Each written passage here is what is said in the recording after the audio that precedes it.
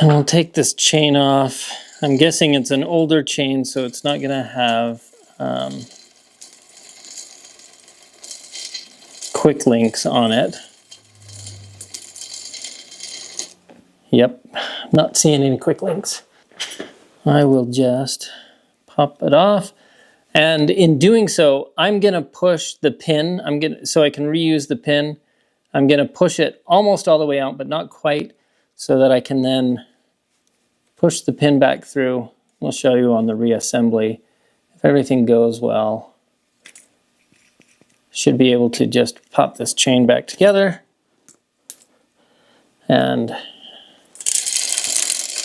reuse it.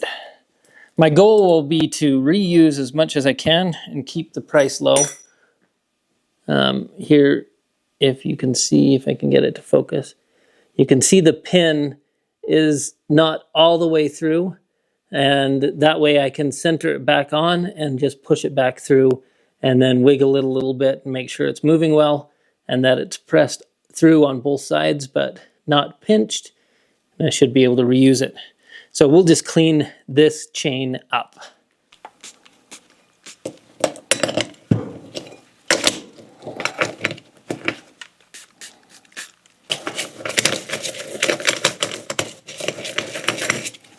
We'll get this chain back on.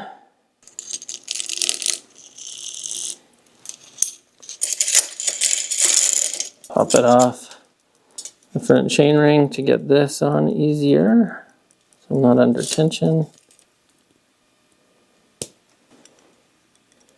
And now I can pop this chain back together with the original pin. Just push it in till it is about through. So it's in there now, but it's stiff. So I'm gonna pinch it together like that and then wiggle the chain back and forth to just loosen it up a little bit, because the pressing it together tightens it, and now it's good. Put the chain back on the front ring and we're good.